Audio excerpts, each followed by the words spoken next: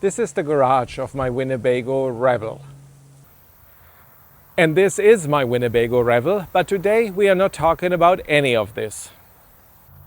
Instead, we are talking about what's at the back of the garage.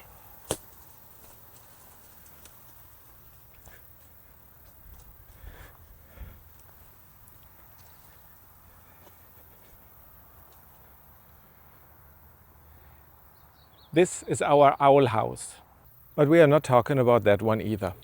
No, in today's video I want to talk about security cameras and live streaming to YouTube. We do in fact stream our owl house and the whole activity when the owls are learning to fly, and it is super cute. Let me show you a few clips here.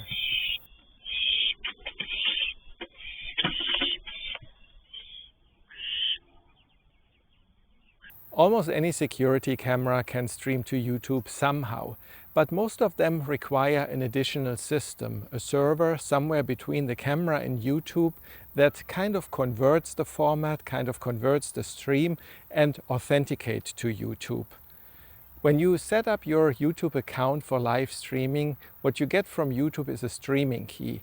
And this key, along with the stream, needs to be sent to YouTube, so YouTube knows that this is your stream and it will go into your account.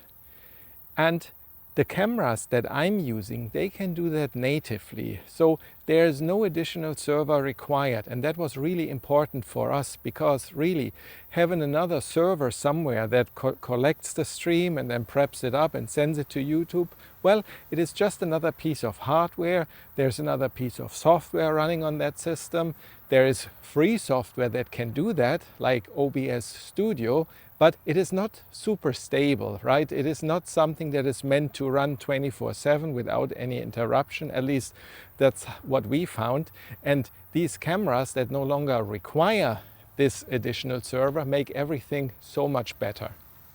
The cameras that we are using are from a company called MontaView.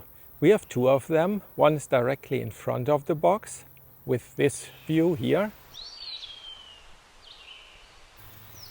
And the other one sits a little more on the side and is a little closer to the box. This is what it shows.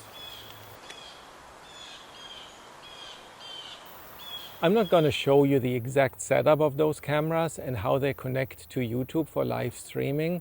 MontaView has a YouTube channel as well, and they have a very, very detailed tutorial for all of this. So please feel free to check that out. I put a link to that down in the video description. But I can only say this is really, really easy, and it is super resilient. We had a few power cuts and internet dropouts, and once power is back and internet is back, they connect right back to the YouTube stream. The live stream doesn't drop at all. I mean, it drops while the power is out, but without any intervention on the YouTube website, they connect right back up and start streaming again. This is really, really awesome. And by the way, this whole setup with the ladder and then the camera on top of the ladder, this is all temporary. See, the owls are still living in the box here, right? And I wanted to limit construction work here as much as possible and not disturb them while they are living here. But once they have moved out, I'm pretty sure I will rearrange this whole thing and then build some sort of a permanent rack that I can attach the cameras to and make it all a little prettier, and then really use my ladder for, well, whatever I need to use a ladder for, which is not this.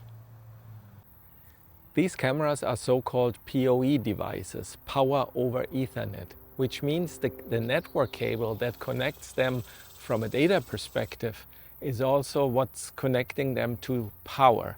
So you can see here, there's two cables coming out from the side of my garage. One is going to this camera up here, and then the other one is going to this one here. And that's the only connection these cameras need. A single network cable, a Cat5 or a Cat6 cable that delivers not only the data, but also power.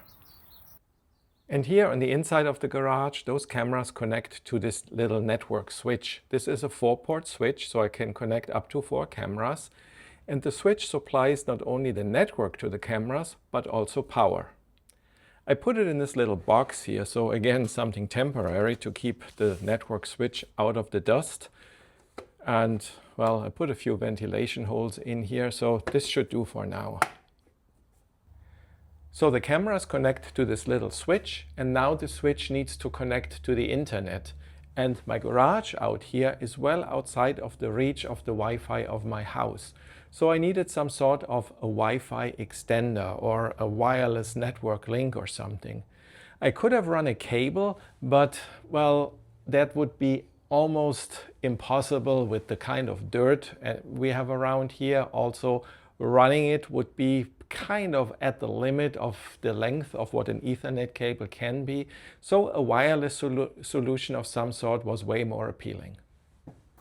The little network switch then connects with a network cable to this device here. This is the remote side of a wireless bridge. There's a similar device at my house, which is connected to my home internet router, and then those two devices build a wireless bridge between themselves, which is pretty much a really long network cable, but without the cable piece. I think in the specs it says that those two devices can be up to 2 miles apart as long as there is a clear line of sight between them. I don't have them spaced that far apart. I mean, my garage isn't 2 miles away, it's only a couple of 100 feet, and I had to trim a few trees in between, but the connection is super stable and very high speed. I don't really remember how fast it is, but there's plenty of speed for streaming those two cameras and a little more. The wireless bridge is made by a company called Omada by TP-Link. And by the way, this video isn't sponsored by Omada. It is also not sponsored by Montaview. I bought all the products in this video with my own money. I really like the products and I want to tell you about them, but I'm not being compensated by any of the companies in any way. Too bad.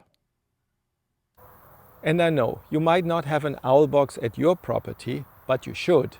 But maybe there's something else that you want to stream. Maybe you just want 2 or more really good security cameras and just show people the scenery or whatever, or just really use them as security cameras to keep your property safe. And I can highly recommend those Montaview devices. They have great night vision. So let me show you a few clips here from those cameras with the night vision on. This is all infrared, of course, so the owls don't really see that, but we can see them pretty well. And in day mode, they are also great. Here are a few clips without the owls because, well, they sleep during the day, but at least you should be able to see the great picture quality. There's something these cameras are not very good at, and that is recording the video. Well, let me clarify. They are really great at recording for a security camera purpose. They have motion sensing, they can differentiate vehicles from people, from other objects. So, for example, you can set them in a way that motion sensing and recording only gets triggered when there's movement of cars and people, but not when there's movement of like leaves.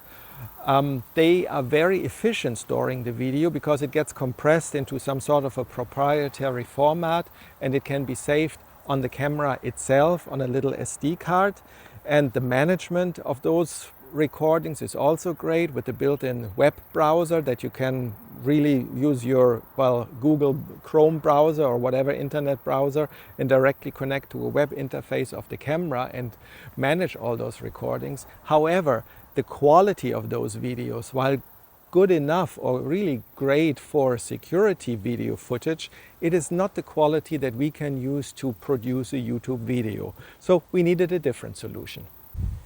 And for that, I did install another PC. I know I said earlier I want a solution that doesn't require an external computer, but that was for the live streaming piece. Now we are talking about recording. So I did install a dedicated PC that pretty much runs 24/7, and this PC runs a free software called FFmpeg, and this software can catch the stream that the cameras output. This is the same stream that is uploaded into YouTube, but now this software running on this PC catches that stream and saves it onto its local hard drive. And the software can be configured in a way that it doesn't really create one continuous file. It chops it down in like 15-minute increments. You can set it to any increment size you want. I chose 15 minutes. So I have set it in a way that it starts recording locally onto the local hard drive of the PC at 8 o'clock at night. This is like about half an hour before sunset right now. And then it runs continuously during the night until 7 o'clock the next morning, which is about half an hour after sunrise when there's no more owl activity. So, and then it goes out there, it starts the recording for both cameras and saves those files locally in really great quality. It's a 2K video after all, and it saves them away. And then every morning it does a little bit of cleanup, it backs the files up to an external hard drive. So all of this is pretty much a DOS batch file that does all of this, and the Windows Task Scheduler is used to really start all those events at the right time. And that really makes it easy for me to save the brilliant output of those cameras without relying on the local storage of those cameras. So there you have it. This is how we stream our Owlbox with 2 different cameras live to YouTube pretty much 24/7, and how we also record the video during the night. And by the way, all this streaming doesn't happen on this channel. It's over on the Feline Cario channel. There you find the 2 live streams and a ton of other videos about our local wildlife, about our foster cats, our work with the local wildlife rehab center, and many other interesting videos. So please go over there, check it out, like and subscribe. Thank you. Well, and that's all I had for today. As always, thank you for watching. I hope to see you soon. Bye-bye.